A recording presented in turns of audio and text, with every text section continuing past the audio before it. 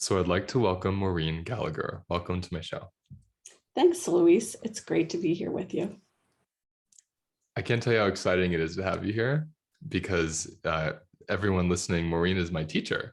This is who I learned SE from and so many other things, which we're going to get into. But it was almost 5 years ago. I think it was January, the beginner, right? The beginning Yeah, it's class. usually the beginning of the year, Yeah, January, February. it was really cold and I went into there was like 120 people in this room in New York City. And I remember just thinking like, I'm not allowed to be here because I wasn't a licensed therapist because I had dropped out of college. I've told you this many times. And so I had this huge, imposter syndrome. Um, and I remember the way I broke my imposter syndrome was I did the first demo. I remember that too. Do You you were the remember that? very first person It was to volunteer to terrifying. demo. Yes. So I sat with you in front of like 120 people, and you led me through this somatic experience that was so gorgeous and decadent, and my body felt so settled Mm, and alive. And for it to be settled and alive while being witnessed by that many people was so new for me, yeah, right? it's an incredible experience. And it's incredible on both sides. Like when you do a demo, it's you're going together into this space, of exploring, we're exploring your experience. But it is amazing how it is settling for each of us. Like we're made to do that, right? We're made to like regulate with one another in this process of being with each other. Mm-hmm. But Mm-hmm. it is incredible. I know well how incredible it is to do it, especially in front of a group of 100 people. Mm-hmm. That's Yeah. it's remarkable. It's amazing. And even when you say that, it's kind of like the collective aspect. It's highlighting for me that in the last few years, I've really been learning how much I just love collective trauma healing, collective witnessing, and how Yes, that's so in our humanity and our history as a humanity. That was the norm for so long. It's only been very recently that it's like isolated therapy sessions, right? absolutely. And you really feel the power, the healing power of a group. Every time I teach, I am awed Mm. by that it's almost like this exponential force of holding and containing, and you really can feel the energy of the whole group being with someone's experience. And it really does feel like you're just being with all of this healing energy. Mm-hmm. In this, everyone experiences it. Mm.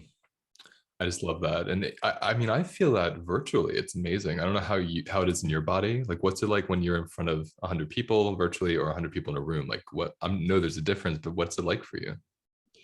It's also a process of unfolding, that I really notice, like on first days, I often feel, even though I've had now hundreds of first days, I feel jitters. I feel this unsettled quality. I can feel both excitement, anxiety, all kinds of things in myself and in the group.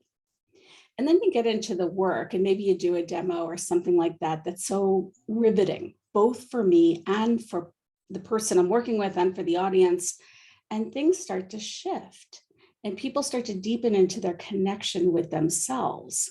So I do think that Zoom, for all its strengths and challenges, really can be an extraordinarily healing modality in its own way that I think we're all just getting used to. Mm-hmm.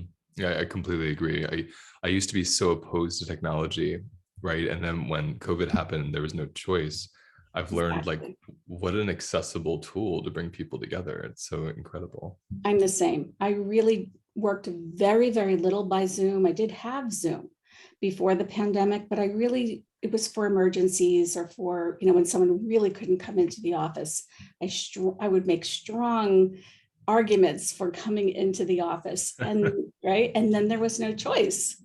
And it was like, you're going to work by Zoom or phone, but in person is not an option. Mhm. And then I started to get to know it and feel into the modality and realize, I had all these myths. You can't attune with someone, you can't really see them, you can't really feel them, you can't see their entire body.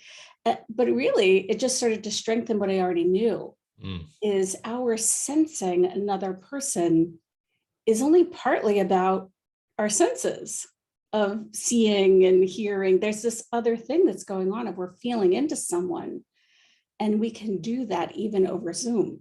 Mm, mm. I really feel that when you say that, because before, way years before Zoom, I would do phone sessions for a lot Yeah, of clients in New York City when I moved upstate. And I remember these phone sessions had this really magical quality that my in-person sessions didn't have, where this other sense was taking over and I could almost like feel their posture through the phone. It was incredible. Right. And I would absolutely. check in with them. They're like, yeah, my legs are crossed. I'm like, let's Yep. uncross them. So I really appreciate that extra Really sense. can, exactly. You can really sense. And while you might not always be able to sense to that level of refinement, a lot of times you get a something like, oh, maybe just checking in with your legs and telling me what you're noticing, because Mm, you're sensing like it's like they don't have legs. And then they mhm, might say something like, well, I've been sitting cross-legged for the last 20 minutes. My legs are actually asleep. It's like, mm, oh, okay. That was mm. that sense. And so I agree. Like we feel each other so well at times that we literally get that there is something blocked, that there's something not available, that there's something not in awareness. So this brings me to the beginning of this interview. Like one of the things that made me want to reach out to you is you're such a mystery to me. Like I've known you for so many years as my teacher. I've done like monthly groups with you. I've done IRF with you. I'm assisting you now. And I don't know your story. I don't know what developed in your system to help you understand and embody SE and IRF and all these modalities so well, because as a Mm, teacher, you really embody them. And that's why I'm able to learn yeah, it so well from you through my body. So I want yeah, to hear your story. Like, tell us your origin story in your own words. absolutely. Absolutely. And it's a long one. So Fine with that. I'll try to be, you can ask me more questions, but let me see what I can tell Yeah. you. I think one of the first things to know is that I grew up moving every 2 or 3 years. My dad worked for IBM. It was a part of that culture to move. And I don't know if this caused or if this exacerbated, I became really anxious. I felt not in control. I felt like I don't know where I'm going to be at any given moment. And it was really scary for me. And I had a lot of trouble settling. And, people would give me nicknames of like, she's a live wire, can't, we didn't use this language, but basically what people were saying was she can't settle. She can never settle. Mm-hmm. And I felt deeply shamed about this. I felt like I can't control it. I don't like it. But I do think that lifelong pattern of anxiety and feeling not in control of myself, which intensified when I went to college. When I went to college, it became a panic disorder. I literally couldn't, there were moments when I could not sit.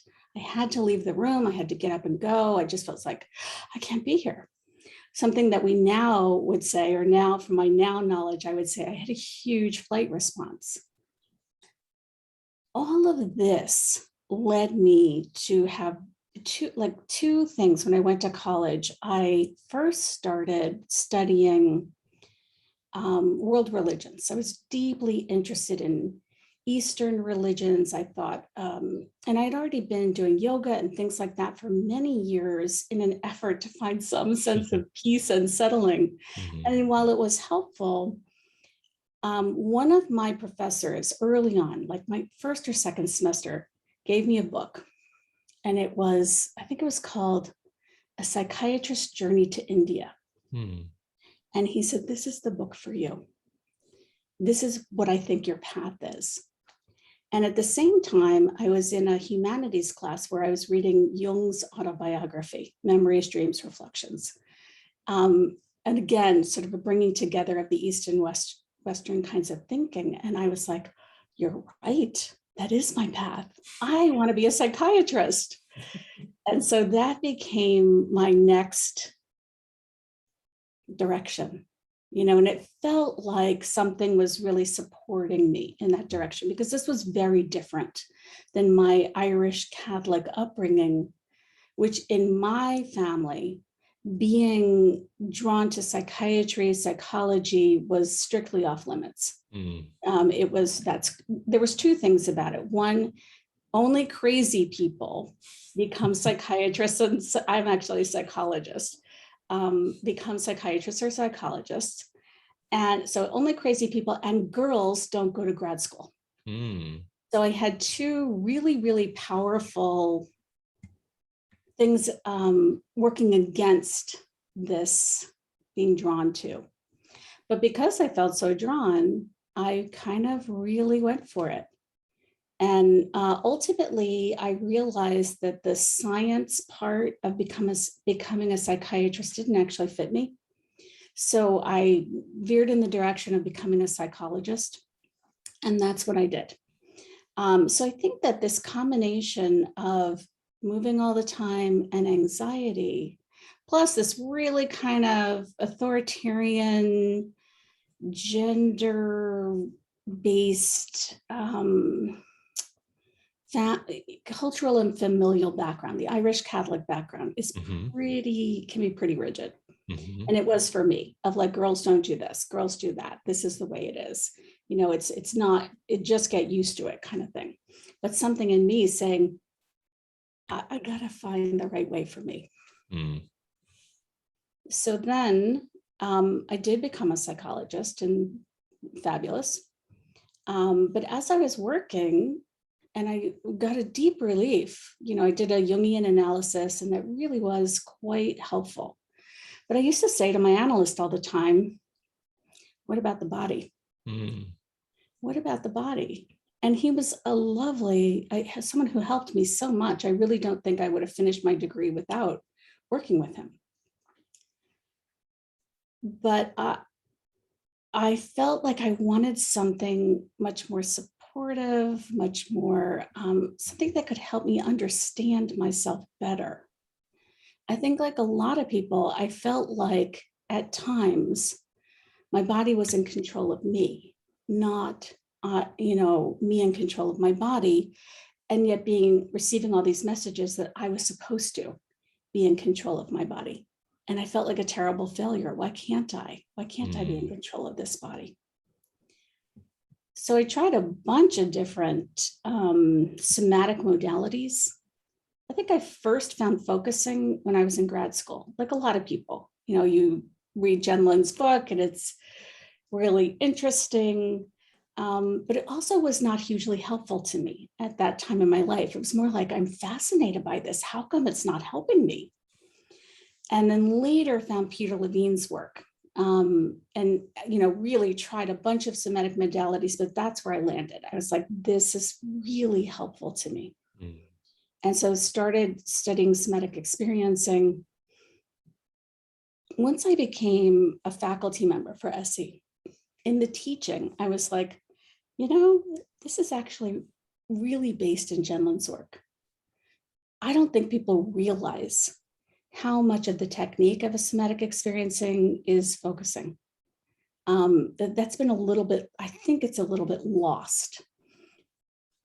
In an effort to have a better way to teach about accessing and getting in touch with the felt sense, I went back and studied, this time with Ann Weiser Cornell, inner relationship focusing.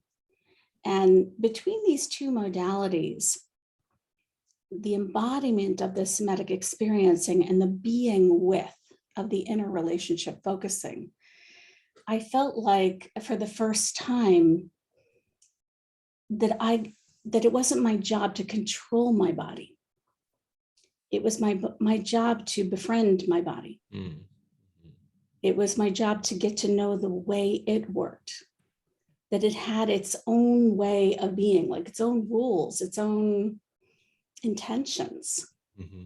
And they weren't, contrary to what I thought, like they weren't malevolent. Mm-hmm. And over the years, I had kind of gotten that, but I got it even more deeply of, it's only through deeply understanding the way my body works that I can live in it comfortably and understand even how to respond to it in Mm-hmm. ways that are meaningful to it. And so, I think that's sort of coming through the entire process of like, what like a lot of people, what drew me was hardship, was I'm incredibly uncomfortable, and the things that are being told to me are incredibly unhelpful. And so sort of finding like my own way with, oh, it's psychology. It's a particular kind of psychology. We have to include more of the body, and in a relationship, focusing a being with, really, and that with all that implies of like forming relationship with the body, especially in the ways it operates that are kind of like unknown to me, that don't feel like the I. That feel like, my heart is beating fast. Why? Like, oh, that's something I can sense into and really sense for its fears, its worries, its intentions, its needs. So a lot's coming up for me that I want to ask. Do you believe that your kind of development with yoga and Eastern philosophy is what rooted you in the body? So then when you were studying psychology, you're like, where's the body? Like, why did you have that inner question of where's the body? I think it even preceded the yoga. I think it was now when I think about it, like then I think I just thought I was a little kid and very, very anxious and feeling like the message I was often getting was, don't be like that. Mhm. And like I was having all of these, young kid efforts of don't do that, don't be anxious, don't be like running out of rooms, don't be running away all the time. And so I think that I was drawn to yoga as a way of finding some way to be in my body that felt more comfortable. I think my initial Mhm. efforts were really aimed, like a lot of people, at controlling the body. Could I do things, meditation, yoga, but really, whether I was clear about it or not, my intention was to change my inner states. I wanted them to be different. I Mhm. had no concept of befriending those inner states or acting as though they had their own agency, their own intentions, almost like a separate person. You know how we'll say, Mhm. do you really get that that's a separate person from you with its own needs, its own feelings, its own intentions? And it's like, I didn't get that about my own body. Yeah. I needed to treat those ways of being that were more implicit and less in my control as a separate being, almost like, Mhm. wow, I'm not treating that part of me as though it has its own needs, its own intentions, its own way of being, and is deserving of a real and well-developed relationship. So Mhm. the original being drawn to yoga, I think now I would say it was more about, please put me on the path of spiritual bypass. I would really like that. I'll take an order, please, right now. Like the endless bucket of fries of spiritual bypassing. Well, it's interesting because as I hear you, I mean, I relate to so much of your story. I was born into an Irish and Puerto Rican Catholic family, so I completely know what you're Yeah. talking about. And what's interesting is when I'm hearing, and you tell me if this is your experience, the anxiety actually was what invited you into your soma more, like that lack of peace within yourself, that displeasance was like unpleasantness was really what actually helped you feel yourself. It was your gift in a lot of ways. Absolutely. Yeah. And I do think ultimately it was a part of my gift, which was both a combination of like taking in so much, having a high sensitivity to my world, and Mm-hmm. especially to the emotions in my world. And, sort of like taking all that in and then not really knowing what to do with it, it would cause me a lot of anxiety. And so I think you're right that it was in the coming to know that I got to know what all of that was about, of like what it was that I was taking in, Mm-hmm. that my body felt I need to respond to this. And Yeah. some of the response is, get me out of here. Yeah. I don't want to be with this. I want to be out of here.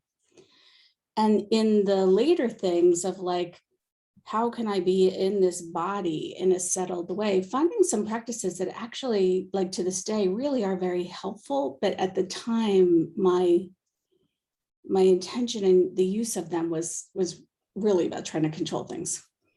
Which I love that you brought that in, because when you said earlier about, controlling the body, and then you switched that to befriending, and then you said about wanting the inner states to be different. I just think that's really important to Yeah. kind of highlight, especially in your case. I also grew up with a major flight response. So that place of that inner angst of not wanting to be with self, like physical self, Yeah. I think the idea of wanting it to change is why we respond to it with so much domination, Yes. or avoidance and dissociation, numbing out, drugs, whatever it is. What I love about somatic experiencing, and I love that you said the piece about focusing, because I discovered focusing a year before I discovered SE, and I think that's what really helped me. Yeah. Uh, is this, and I'm saying a lot of things, so I'll let you just feel it and see where you want to go with it. But the IRF, the interrelationship focusing, it's noticing that there really is, I call it the sovereign body. This body Yeah. is sovereign and I'm inhabiting it. Yeah. And it's such a spiritual experience, like on many levels. Right? It transcends logic. It's like you really feel it when you feel it.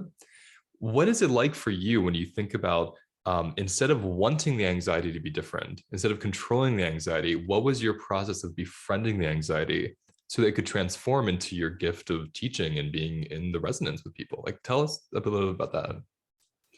I think there's at least two things. So one thing, many of my early experiences, like a lot of people, were more spiritual. One of the first ways I learned to really be more okay with my bodily states what were spiritual, but were somewhat transcendent, like sort of like I can be with something much greater than myself. And in that space, I feel more the kind of like the bliss or Mhm. excitement that the body can also feel. Through learning to ground that in by connection to a more of an experience of my own centeredness, more of a midline, I came to have a much deeper, better, broader experience of self.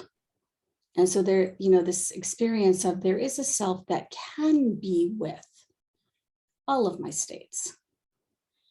And among the states are this body that I live in, and my deep recognition that I've had for what feels like forever, that the body is not, as many people will say, irrational or illogical, but highly intentional and even in a way predictable, that it will act faster to save my life than my cognitive eye ever could, Mhm. and make better decisions about saving my life than I could in my slower decision making. Oh, should I do this or should I do that kind of thing? And so I feel like it's like these two things coming into relationship. The self, which is bigger and broader once it's both a sense of coming from access and connection to kind of a midline, kind of a grounded centeredness. But that includes something greater and broader than my body, but that can be in relationship with this body that has its own way of being, Mhm. that is discoverable and knowable, just like forming a relationship with someone outside of me. Like, oh, you're feeling really anxious.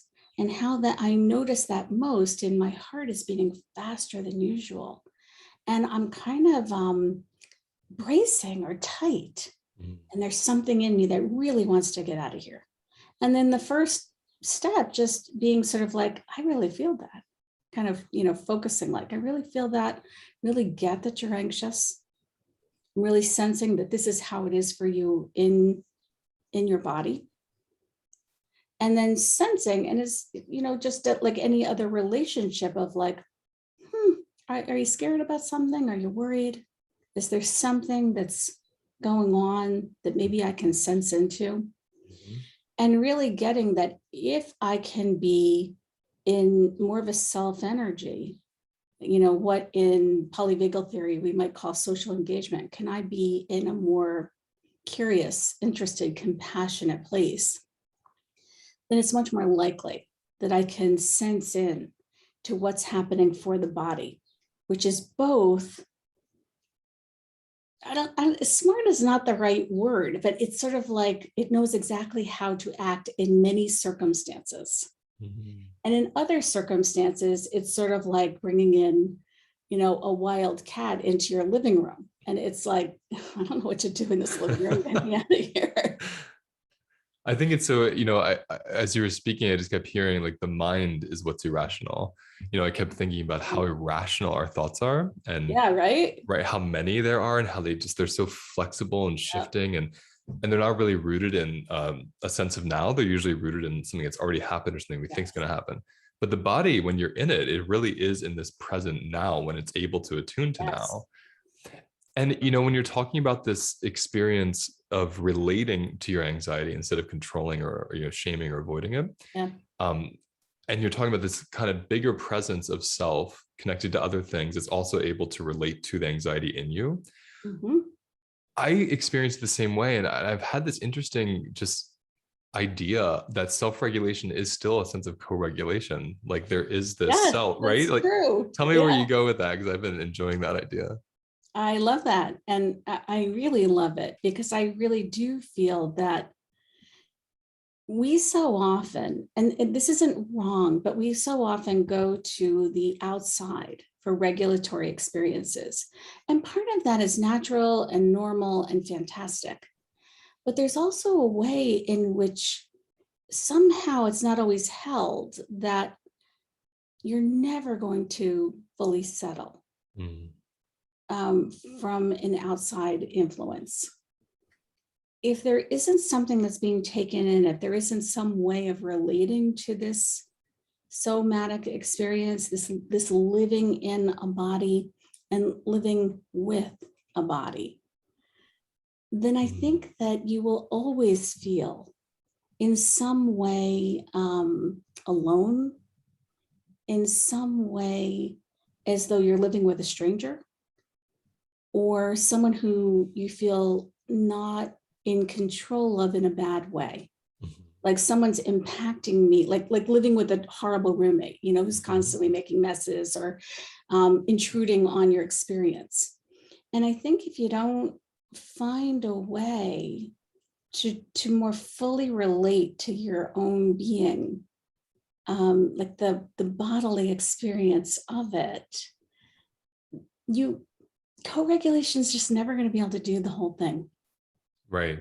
That's where It's it becomes hard. codependent because then you aren't really actually getting Yeah, deep, it's not actually transforming, it's a temporary soothing until it metabolizes essentially.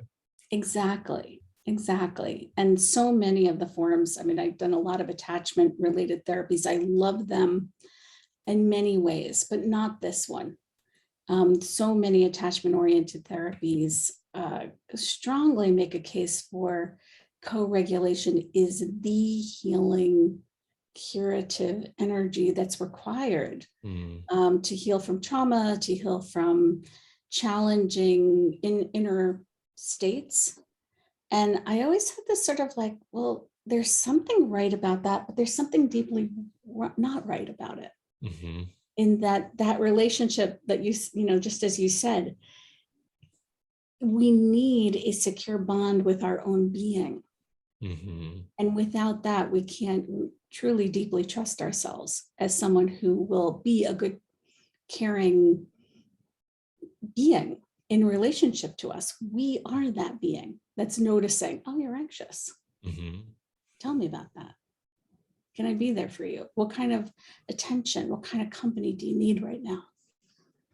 I mean, I just love it so much because I've always felt the same way. Like when a lot of focus is put on co-regulation as the way to heal, I see that coming from, again, like actually a codependent mindset. Mm, It's innocent, like I don't think it's a harmful thing, but it gives yeah. us this idea that like people should help us heal. Yes. Yeah. And it creates these kind of like entitled, even relational dynamics that rupture, and then everyone's like, oh my God, I lost my opportunity. Yeah. But I think it's so powerful. I always loved co-regulation as almost like I always said it was a reminder of my internal safety. You know, like if I Yeah. hug my partner and I feel this beautiful feeling from holding her, that's still my feeling. Like, am I able to go to that after and cultivate it? That so I see it as like a bridge to cultivating that self relationship, not as the means of Absolutely. safety. Yeah. But something you say, it's a term, it's a statement you often say, and you taught us in IRF, something in me. Yeah. There's so much like juicy wisdom in that one statement, because in that statement you're disidentifying, you're revering the body as independent, right? Not Hmm. as separate necessarily, but independent of you. You're relating to this other thing in you, so you're saying, here's me and here's this thing. Like it's literally the to me it's like the prerequisite of relating to yourself, just saying something in me instead of I. Can you tell us I about that shift? absolutely. So, I mean, like a lot of people, I've done parts work and self-state work for decades. And just like SE, I tried a lot of different forms of parts work. Early on, I was trained as a relational psychoanalyst and loved the work of people like, Phil Bromberg, and loved the idea of working with parts and partial self states. Was drawn to IFS, but was like the relationship is not quite being cultivated there. And then when I returned to IRF, interrelationship focusing, I was like, this is what I'm looking for. Now that doesn't mean I'm still influenced by people like Bromberg and Dick Schwartz, but really it's Ann Weiser Cornell and Barbara McGavin's work, which uses the languaging of something in me. Mm. Now, something in me is still me. But as you said, it really supports me and anyone to be with something in a way that is both me, but also allows for relationship. I can have a relationship with the something in me that's anxious, where if I say, I am anxious, it's sort of like, will you help me because I'm anxious? Like I think that does pull for the co-regulation. And Mm. and again, I really want to say that's not wrong. Mhm. Our seeking out others when we're feeling anxious is a good thing. But I also think that until we can also have that relationship of something in me is anxious and I'm letting it know, I really get that. I really feel it. I'm sensing in to how that is in my body, bringing in that embodied experience of this state. This leads me a step at a time to a particular kind of relationship, one that's characterized by curiosity and interest and compassion, all the things that from a polyvagal perspective are going to be like, oh, this invites my body to come back into regulation. It's an Mm. invitation. Mhm. Can my body come back into regulation, or a step in that direction, or can it not? And if it can't, maybe it can show me what it's worried about, what it's afraid of, in a Mhm. way that gives it like almost like a dimensionality, like it has three dimensions at least of its own being. And like I said, the implicit with its procedural action tendencies, it's wanting to act in certain ways when it's feeling threatened, has intention, motivation. It's like a knowable thing that is me and also feels like not me. And we often go after the behaviors. Don't do that. Mhm. And the behaviors are like going for it's like, cutting off a plant at the level of the ground instead of being like there's roots in there. Mhm. And Absolutely. there's important, and often there's not just important information, there's often wisdom Like this, the part below the ground actually needs to be attended to and integrated, even if the thing above the ground might be quite problematic. I think that word wisdom is so important because I find through my own experience of healing trauma and metabolizing it through SE and IRF and such, these roots that were unseen, they were only seen through behaviors, which then would be like identified as personality and judged. When I learned there were roots, then there was this huge wisdom that also came with a sense of deep gratitude that this intelligent unconscious force was propelling me into survival for so many years. That's right. Right. And then through that disidentification, it was like, oh, thanks for propelling me. And now I'm going to show you that we don't need to be propelled anymore. Like, I'm going to help you see that we're safe in this moment. We survived that. And then something really transformed in that.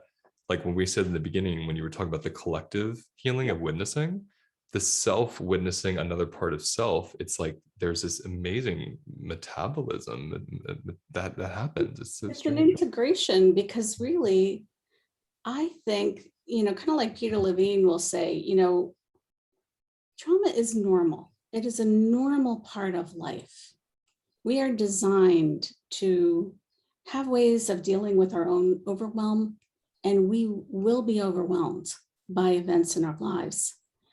And one of the after effects of being overwhelmed is kind of like a splitting of our being, a splitting into like what Peter might call a trauma vortex and a co-occurring counter vortex, something that's still okay. I think that this splitting is this piece that remains underground. Mm. It is actually, from my perspective, essential that it be integrated. Like that's something that gets lost. Like, like you might develop this awful behavior, like addictive type behaviors, or like I'm gonna treat my anxiety by drinking, or compulsive exercising, or compulsive whatever, shopping. And then I'm like, I need to get rid of that behavior. It's so problematic. With losing how it impacts the anxiety, and that there's something in me that's afraid that if I feel that, in this example, anxiety too deeply, maybe I'm going to go crazy. Maybe I'm going to get paranoid. Maybe maybe something far worse to my being, or from my being's perspective, far worse would happen. So to my being, that observable behavior is actually preferred. Mm. I'll live with the compulsive blah, blah, blah in order to not feel paranoid from anxiety or something like that, or not to have panic attacks. And it's not until we can kind of get underneath to maybe something that was lost. Maybe there was I need to have a sense of being able to respond to the things in my life that cause me anxiety, rather than ignoring them or telling myself, that's nothing to be afraid of anymore. Of like, well, what's the scary part about it? What's scary about it? What is it you don't want to have happen? What is it you don't want to have to live through? Because that little essential nut might be the thing that needs to be integrated kind of above the ground, of like that you can't fully not have the anxiety or the addictive behavior until you integrate this thing that was lost or not met in the original overwhelm. And I think most of us have a lot of those. And we seek to eradicate the certain behaviors. We get rid of that, or let me update my system so that it realizes it doesn't need that anymore, which is good, as long as you get that thing underneath that's been lost. Because otherwise it has no choice but to find a new way of expressing. I think that's the most important piece. It's like its job is to express, and it's going to find a way to do so. Yeah. Right. And we have a couple minutes left. I think the piece that really, you said a statement earlier, living with the body, which I think is so gorgeous. And it really speaks to me. I do a lot of decolonization practices and Mm, like work with people that do that work and believe in it. And yeah, there's the decolonization of land and there's decolonization of body. yeah. And I love the decolonization of the body because I think of this kind of mind supremacy we've inherited over the last like I don't know, 500 years more. And I find it so interesting, through this emergence of SE and these Mhm. other body-based, trauma therapies, Yeah, it's really giving us like a modern day scientific language for indigenous, pre-colonial ways of living with bodies instead of over bodies. There's this absolutely. relationship instead of a dominance.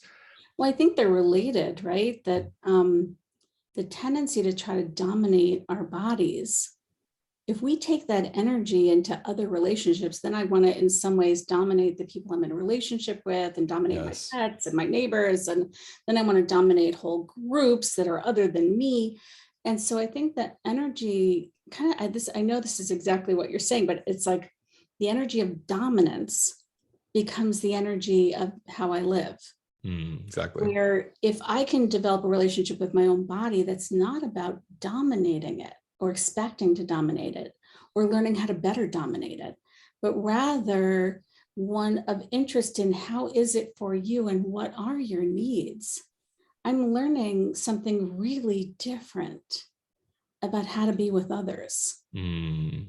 That Mhm. translates directly. If I learn how to be with me in a way that says, I don't have to, and nor is it helpful for me to dominate my soma, Mhm. I'm also learning that like I really get it's not helpful for me to try to dominate yours either. And Mhm. that I think it is sort of like the anti